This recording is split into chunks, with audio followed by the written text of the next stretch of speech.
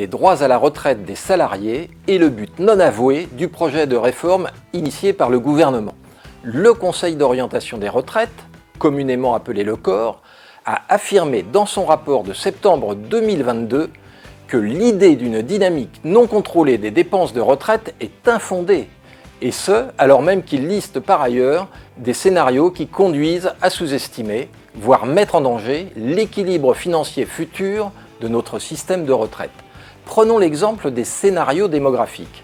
Le COR soutient l'idée de la poursuite de l'augmentation de l'espérance de vie alors même qu'elle stagne depuis 10 ans et que rien de notable n'a été entrepris pour améliorer les facteurs qui la déterminent. Quant au partage de la valeur, les données de la Banque de France mettent en évidence la légitimité d'augmenter la part revenant aux salariés. Pourtant, le COR garde dans ses projections le ratio actuel, favorisant ainsi un système qui privilégie la part revenant aux actionnaires.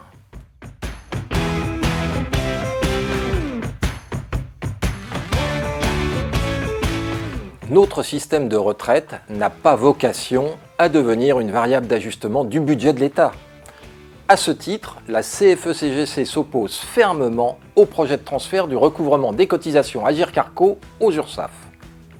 Pour conforter ces recettes, corriger enfin le sous-financement du régime des retraites des fonctionnaires induit par le trop long blocage du point d'indice et mieux équilibrer son budget, le gouvernement d'Elisabeth Borne peut aussi se montrer plus courageux. Il est trop facile de nous faire croire que la seule issue pour financer notre modèle social est de travailler plus longtemps.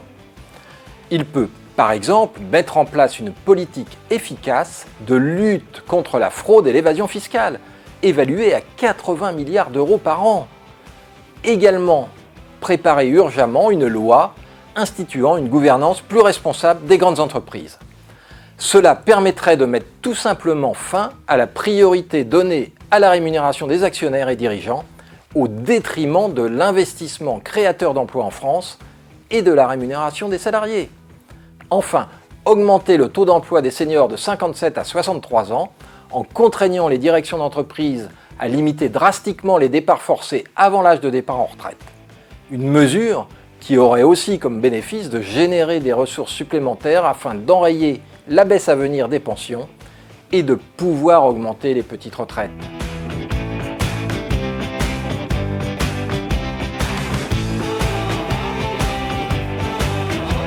Deux mois et demi, c'est la très courte durée de concertation qui est accordée par le ministre du Travail aux partenaires sociaux pour traiter de la dimension sociétale de l'ensemble des sujets induits par une réforme des retraites. Les cycles en cours sont consacrés à l'emploi des seniors, la prévention de l'usure professionnelle, l'équité et la justice sociale. Le prochain cycle, consacré aux sujets structurants de l'équilibre financier de notre système de retraite, sera traité en décembre.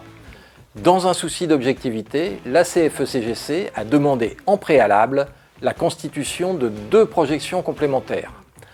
Un scénario à espérance de vie constante, un scénario intégrant un redressement de la part du PIB revenant aux salariés. Le ministre du Travail n'a pas planifié de séance plénière comme demandé par l'ensemble des organisations syndicales pour avoir un retour sur nos propositions et sur les choix qu'il compte faire pour améliorer l'emploi des seniors et prévenir l'usure professionnelle. Son relevé de discussion, envoyé récemment, est très pauvre et commence vraiment à nous faire douter de la sincérité de son processus de concertation. Vous l'aurez compris, décaler l'âge légal de départ en retraite de 3 ans ou de 2 ans en augmentant la durée de cotisation n'est que faussement argumenté et n'est pas encore une fatalité. La CFE-CGC est à vos côtés pour vous défendre et vous informer. Soyons vigilants, restons connectés.